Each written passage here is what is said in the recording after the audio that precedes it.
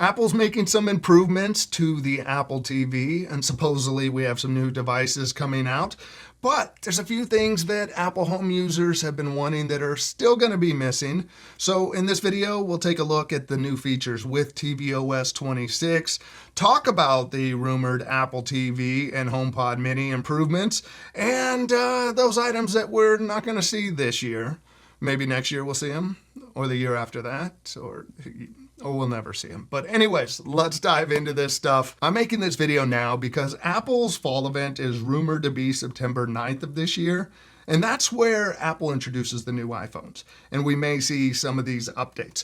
If we don't see them during that event, then most likely October or November. But either way, I think it's good to know what is rumored to be coming up, especially since it isn't that far away. That way, if you are planning on buying a HomePod or an Apple TV, you have some idea of whether it's worth waiting. So let's start off with tvOS 26. This is definitely coming. If you want, you could try out the public beta now. I've been using the beta version of this since it came out after Worldwide Developer Conference in June.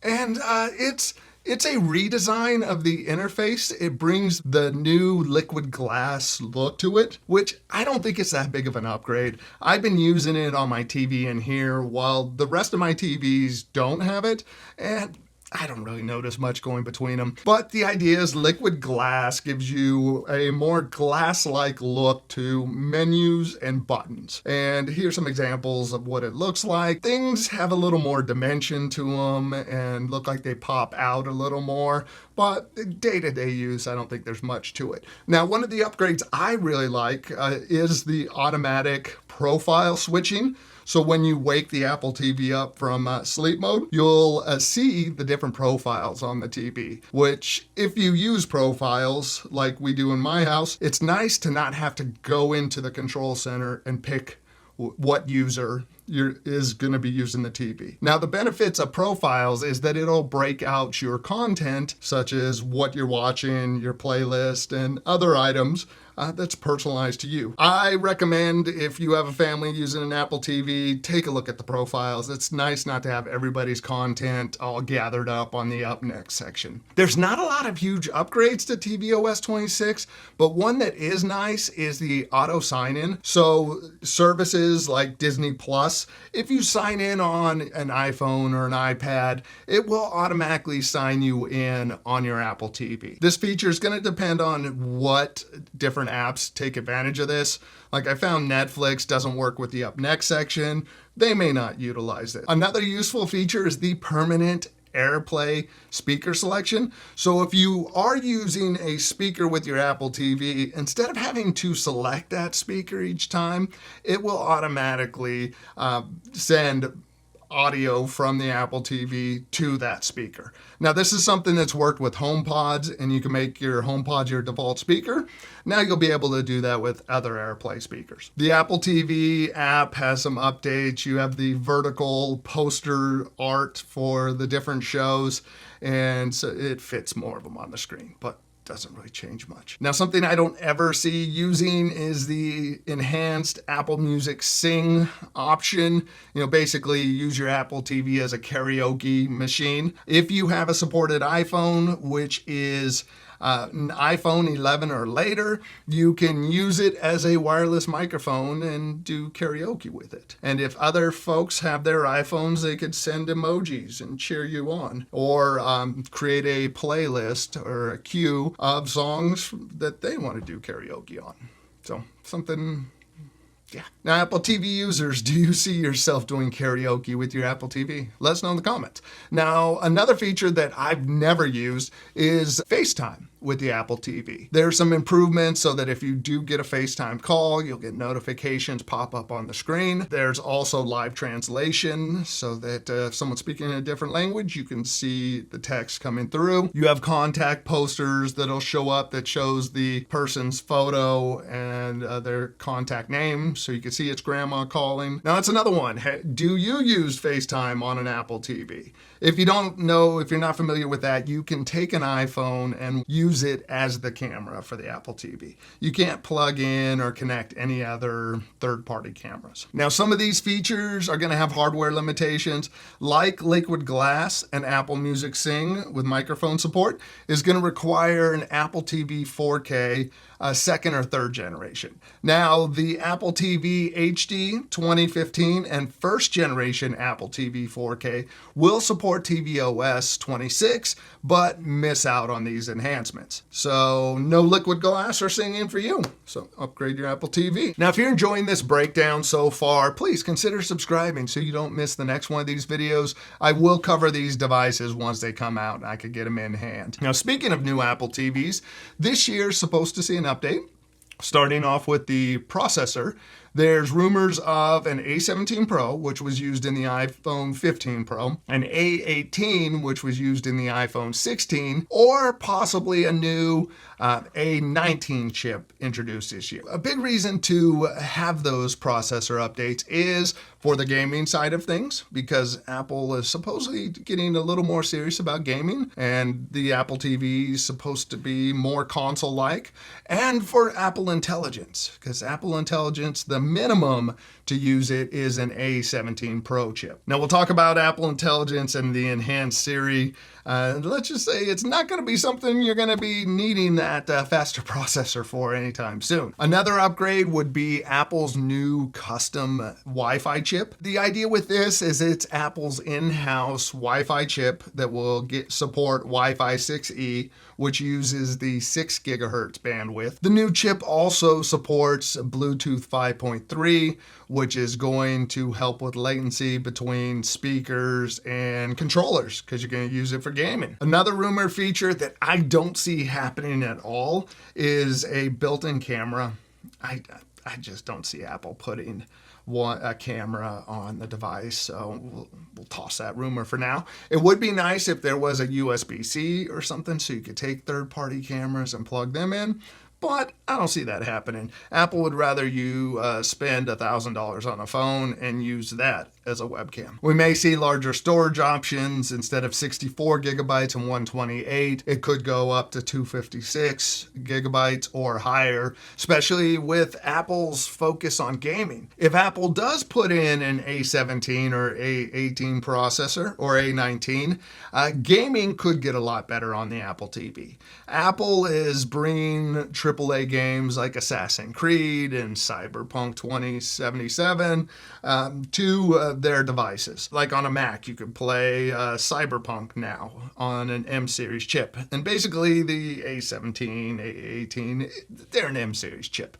So instead of just Apple Arcade's little okay games, you might get some really cool games. Those games may play at 120 hertz, which is 120 frames per second, which would give you, which would really be more in line with console gaming and PC gaming. With that processor, it might also support 8K video, which who's streaming 8K at this point, but it would be future-proof for you. Now, according to analyst Ming-Chi Kuo, Apple may price the Apple TV under $100 to compete with Roku and Fire TVs. Part of the rumors with that is they may be able to drop that price because of the in-house chips, or they could just lower the cost of the existing models.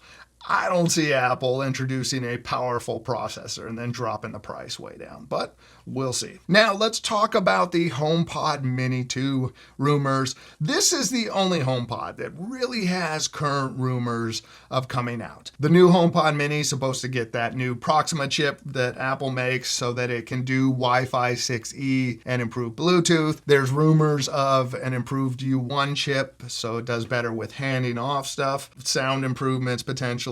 New colors. I mean, that right there is worth waiting for. There's also talk of a processor and performance update. It's expected, according to one article I read, to get the S10 chip, which is an Apple Watch chip, which would replace the S5 chip. The disappointing thing with that kind of chip being put in is no on-device Apple Intelligence. An S10 can't support Apple Intelligence. So there goes the idea of on-device Apple Intelligence. Now it seems like you would need it to piggyback off of a supported phone. It doesn't matter because Apple Intelligence and a smarter Siri is never coming. The big thing I can see coming out of this new HomePod Mini is potentially a little better sound and new colors. I mean, why not upgrade for that?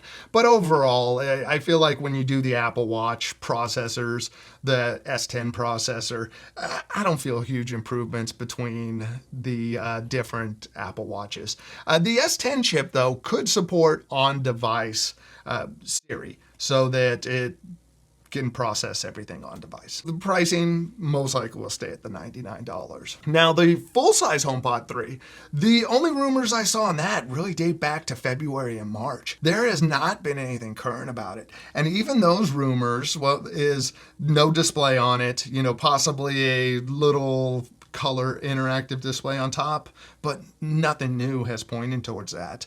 The updated Proxima chip, which makes sense if they do update it, so it actually lowers their cost to make the HomePod. You might see some minor sound improvements. No Apple Intelligence on device because it wouldn't be using one of the A17 Pro or newer chips. It would also stick with one of those S10 chips. But again, there's been no recent rumors on a new HomePod 3. So I could see that being next year. They did release the last HomePod in 2023. Now, that leads me into the thing we won't see most likely this year. According to a recent rumor from Mark Gurman, who writes for Bloomberg, the HomePod with a screen would be pushed out to early 2026. Also, if you guys didn't know, the MacBook Pros are supposed to be delayed to 2026 too. It sounds like both the HomePod with a screen and even the MacBook Pros, to me, it sounds like those are going to need Apple Intelligence to really sell those devices. If you don't know the rumors on this HomePod with a screen, it's expected to be a 6 to 7 inch screen. Everything's pointing towards a square screen with a camera on it. There's been rumors of this attached to a speaker, other rumors saying this could be attached to a wall or be put on a stand. But the idea would be you can make FaceTime calls, watch content on it, and be able to access your smart home quickly or see calendar events. Basically a competitor to an Echo Show or a Nest Hub from Google. Some people think, why would you want this device over just a cheap iPad? I think one of the biggest benefits of a HomePod with a screen would be the multi-user support. If I use my HomePods now and it recognizes my voice, it knows to send a message from me or to check my calendar or to add something to my notes.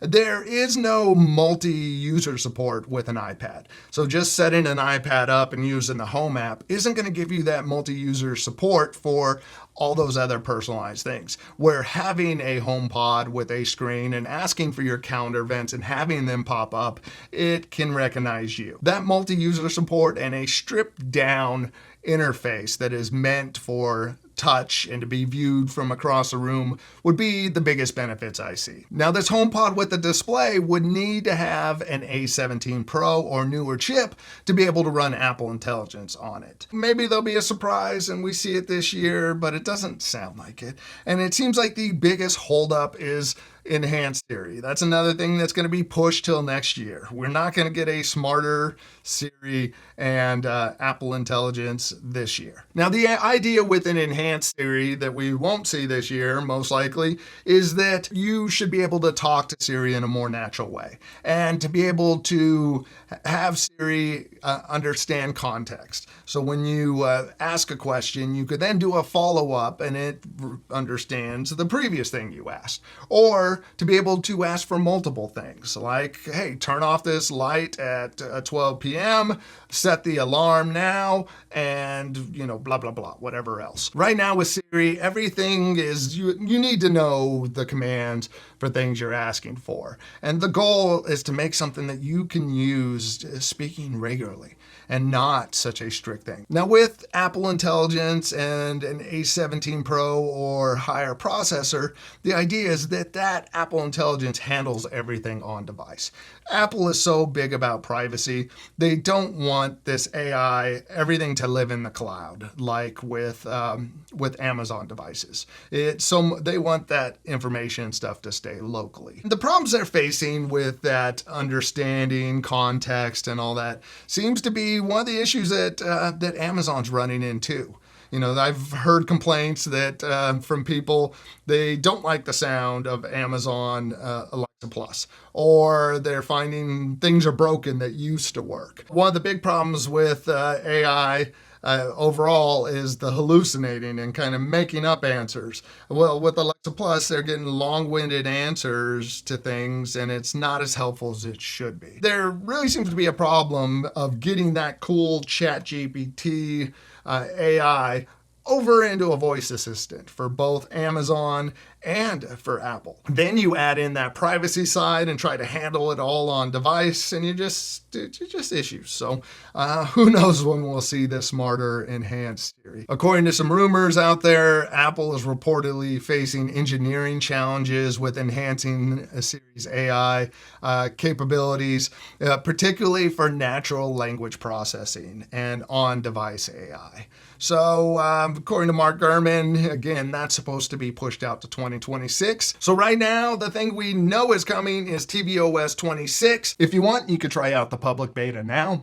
Signs are pointing to that HomePod Mini with its upgrades, HomePod 3 up in the air, HomePod with the touchscreen. Seems like it's happening from all the rumors, just not until early next year. A smarter Siri will never come out. Now, what would you like to see Apple upgrade or launch this year? Let us know in the comment section. Now, if you made it this far, consider subscribing to check out the next video. I'll be covering these devices when they come out. If you can, give this video a like, definitely helps out. If you want to support the channel and get some exclusive content, think about becoming a channel member. Yeah, it's definitely appreciated to have that support.